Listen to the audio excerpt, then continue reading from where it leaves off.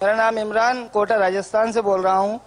میرا سوال یہ تھا کہ ہمیں اجازت یہ ہوتی ہے کہ جب کوئی پرچہ ہمارے پاس آئے تو ہم اس کی دوائی دے سکیں. ہم اپنی مرضی سے کوئی دوائی نہیں دے سکتے, پر ہوتا یہ ہے کہ اکثر لوگ ہمارے پاس آتے ہیں اور یہ کہتے ہیں کہ ہمیں کسی بھی چیز کی دوائی بنا پرچے کے دے دیجئے.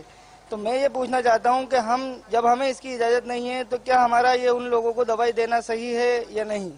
میرا ایک سوال تھا کہ جو امک دوائی جو نیند کی اور جو کف سرپ ہوتی ہے وہ ڈاکٹر کی چٹھی کے بغیر بیچنا شریعت کے حساب سے جائز ہے یا نہیں, اور رہنمائی فرما دیجیے. میرا نام محمد عطر رحمان.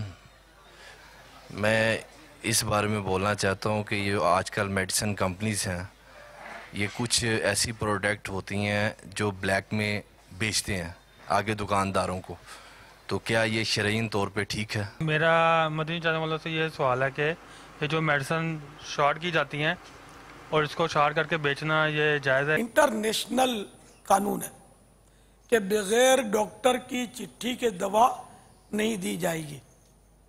باہر ملکوں میں اس پر عمل ہے, ہمارے ہاں عمل نہیں ہے. اور یہ بات بالکل یعنی کہ سمجھ میں آنے والی ہے کہ ڈاکٹر کی چٹھی کے بغیر دوا نہ دی جائے. اور چونکہ یہ قانون بھی ہے اور قانون کی خلاف ورزی کرنے میں پکڑے جانے کا خطرہ ہے, کبھی ایسا بھی ہو سکتا ہے کہ وہ کوئی ایسے ہی یعنی کہ پولیس کا آدمی عام گاہک کی صورت میں آ جائے اور آپ سے دوا مانگے, آپ دے دیں, پھر چھاپا پڑ جائے اور آپ کی گرفتاری ہو جائے, آپ کی دکان کو سیل لگ جائے. اس میں اس طرح کے قانون ہوتے ہیں, پھر کیس چلے. تو چونکہ اس میں وہ اپنے آپ کو ذلت پر پیش کرنا ہے, پھر جھوٹ بولنا پڑے گا, رشوت دینی پڑے گی, بہت ساری صورتیں بن سکتی ہیں, اخبار میں آئے, بدنامی ہو.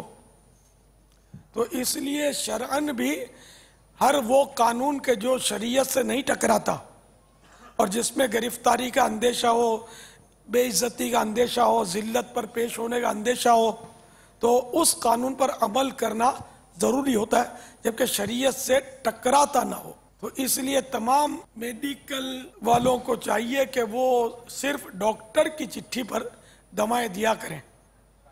اچھا, اب اس میں یہ ضرور ٹینشن بنے گا کہ یار اگر ہم ڈاکٹر کی چٹھی کے بغیر دوا نہیں دیں گے تو گاہک جو ہے وہ دوسری دکان سے لے لے گا, دوسرا تو دے گا, ہم کیا کریں؟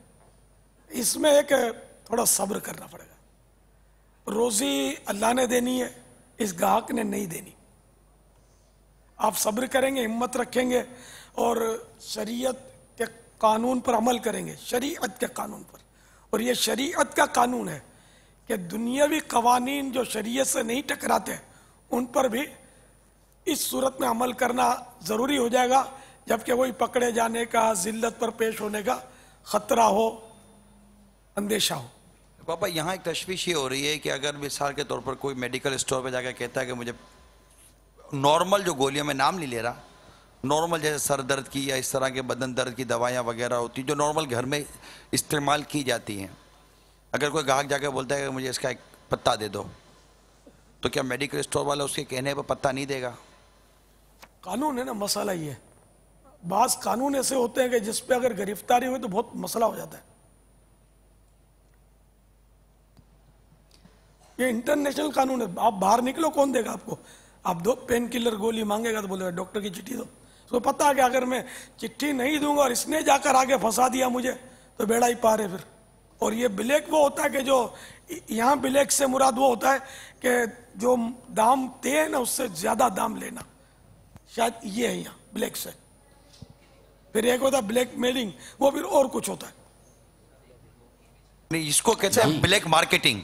اچھا, بلیک مارکیٹنگ ہے, اور یہ بلیک مارکیٹنگ میں اس طرح ریٹوں میں ہیر پھیر کرتے ہیں. یہ بولتے ہیں کہ نہیں ہے نہیں ہے نہیں ہے, پھر مہنگا دے دیتے ہیں. چیز کو جو ہے نا پاپا وہ جیسے کہ یہ بھی کہہ رہے ہیں نا, بعض اوقات تو اجارہ داری ہوتی ہے, مگر یہ بھی ہے نا, یہ بھی ایک الگ چیز ہے جو آپ کہہ رہے ہیں نا کہ بعض اشیاء کے ملک میں نرخ کہتے ہیں, نرخ کہتے ہیں, شاید زیر ہے, نرخ طے ہیں, اس کے مطلب بیچنے کے دام طے ہیں, چاہے وہ سبزی والے ہوں, راشن والے ہوں یا ہو سکتا ہے یہ میڈیکل والے بھی جو شاید ان کی بھی کوئی ویلیو طے ہوتی ہوگی, لکھا ہوا ہوتا ہے ان کی ڈبی. لیکن بابا مسئلہ یہ کہ شاید ایک کمپنی جو ہے نا, کمپنی لکھ کر دیتی ہے.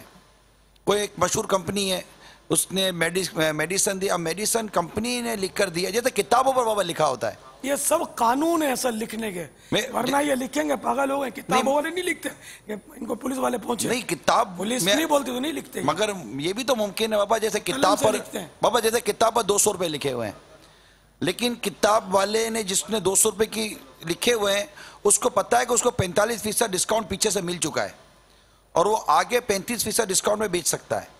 تو یہ بھی تو ممکن ہے کہ جس کمپنی نے 200 روپے دوائی کے لکھے ہیں اس نے اس کو دی ہوگی 150 روپے کی, کہ آپ 200 روپے دکھانا, گاہک کم کرے تو آپ 25 روپے کم کر دینا. اگر ایسا ہے اور اگر اس وقت قانون اس کی اجازت دیتا ہے تو کم دام میں بیچنا تو مسئلہ ہی نہیں ہے نا, تو قانونی اجازت ہی ہے نا کہ 200 بھلے طے ہوا 250 میں دے گا تو قانون نہیں پکڑے گا, 250 میں دے گا تو گلا پکڑ لے گا قانون. یہ صورتحال یہاں پیدا ہوتی نہیں عام طور پہ. اصل میں وہ ہوتا یہی ہے کہ کمپنی کی طرف سے یا اس طرح کے معاملات ہو جاتے ہیں کہ وہ میڈیسن شارٹ ہو جاتی ہے. اب اس پہ بعضوں کا جو پرائز لکھی ہوتی ہے وہ کمپنی ہی کی طرف سے سیم اسی پرائز پر آ رہی ہوتی ہے, کبھی زیادہ پر آ رہی ہوتی ہے, تو اس لیے وہ مہنگا بیچنے میں مسئلہ ہوتا نہیں ہے ان کا. یہ اصل میں اخلاقی طور پہ غلطی ہوتی ہے اس میں کہ یہ اس طریقے سے مہنگی بیچتے ہیں جو ایسی آئٹم ہوتی ہیں جس کی ضرورت ہوتی ہے, تو قانونی اعتبار سے غالباً اس میں حرج نہیں ہوتی. یہ وہ ذخیرہ اندوزی بھی اس اناج ہے نہیں, وہ نہیں ہے.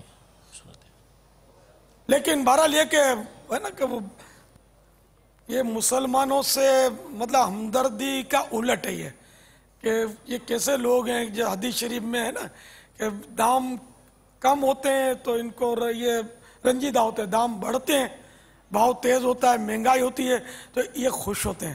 تو مسلمان پستا ہے اور یہ مسلمان خوش ہوتے ہیں, یہ نہیں ہونا چاہیے. بلکہ مسلمانوں کے ساتھ ہمدردی کرنی چاہیے, رعایت کرنی چاہیے, غریبوں کو تو فری دے دینا چاہیے, سیدوں کے ساتھ خصوصی رعایت ہونی چاہیے. اہل رسول ہیں, ہم نے جن کا کلمہ پڑھا ان کی اولاد ہیں. یہ اگر تقسیم ہو جائے تو مدینہ مدینہ ہو جائے. بہرحال بلیک مارکیٹنگ نہیں کرنی چاہیے, اس کی ذخیرہ اندوزی اس نیت سے نہیں کرنی چاہیے کہ دام بڑھ جائیں گے تو بیچوں گا. یہ مسلمانوں کو پریشان کرنے والی بات ہے اور اخلاقی طور پر ظاہر ہے کہ اس سے بچنا چاہیے. آپ کو تکلیف آ جائے کوئی اور چیز شارٹ ہو جائے, آپ کا بچہ بخار میں تپ رہا ہو اور وہ دوا مل نہ رہی ہو اور دکان میں ہو لیکن وہ کہے کہ نہیں ہے, اور آپ کو بھی اندازہ ہو کہ اس کے کارٹون بھر کے اس نے پیچھے رکھے ہوئے, آپ کو کہہ رہا نہیں ہے, جھوٹ بول رہا ہے, تو یہ بلیکنگ ہے, جھوٹ تو بولنا ہی پڑتا ہوگا نا اس میں. تو یہ جھوٹ بولنا اب یہ گناہ ہو گیا اور حرام ہو گیا. تو بہرحال یہ کہ یہ کوشش کیجئے, کوشش کیا مطلب اپنے اوپر نافذ کیجئے کہ غیر قانونی کام نہیں کرنا ہے. ہمارا ملک پاکستان ہمارا اپنا ملک ہے, ہم بھی مل کر اس کو حفاظت کریں گے تو مدینہ مدینہ. صلو علی الحبیب صلی اللہ تعالی علی محمد. مجھے اپنی اور ساری دنیا کے لوگوں کی اصلاح کی کوشش کرنی ہے انشاءاللہ.